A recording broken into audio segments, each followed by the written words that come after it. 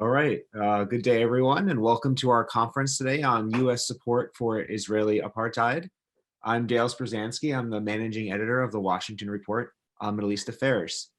For years now, the Washington Report and the Institute for Research, Middle Eastern Policy have held an annual policy conference to discuss the tremendous influence that the Israel lobby has over U.S. policy. Now, despite this reality, of course, the role of the lobby in influencing both domestic and foreign policy is very rarely discussed in the mainstream media in this country.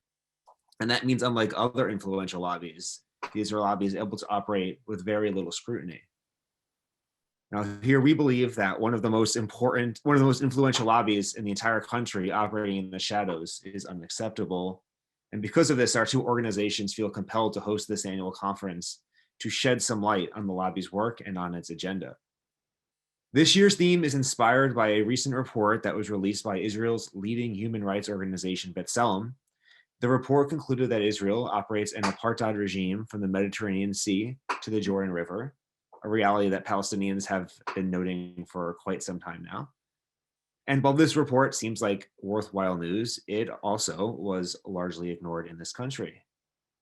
And so this year we begin our conference with a conversation that sheds some light on the reality of apartheid in Israel. And to do that, we have Susan Abu Halwa, John Dugard, and Richard Falk, the latter two being former UN special rapporteurs who were tasked with observing and documenting the reality on the ground from the river to the sea. And the three of them will clearly corroborate, we believe, the findings of the B'Tselem report.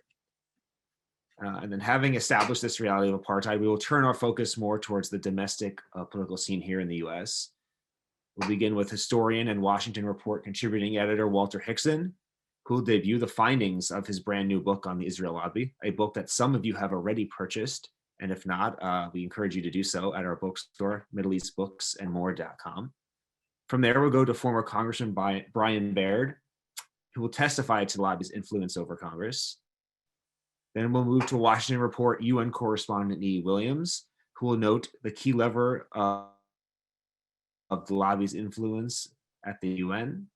And finally, Sumaya Awad will note the lobby's pressure campaign over social media companies such as Facebook to suppress legitimate critiques of Israeli policy.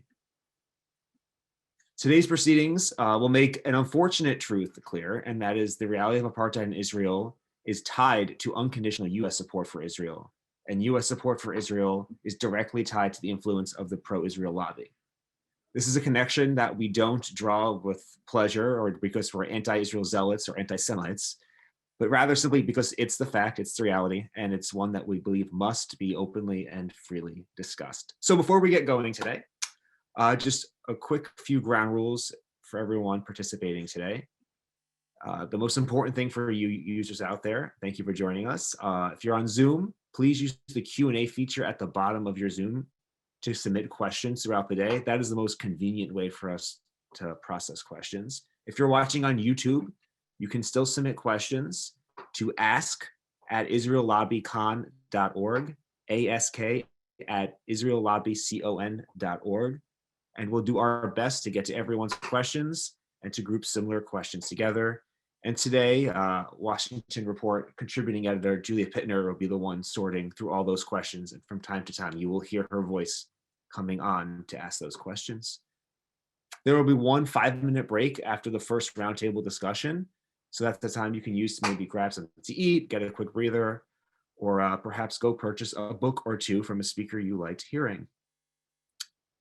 And finally, most importantly, we want to thank everyone who helped make this possible today, especially our donors, big and small. Everything we do here at both of our organizations is solely possible because people like you help us out in so many ways. And now, so as we continue, I'm going to hand over the reins to Delinda Hanley, who is the executive editor of the Washington Report.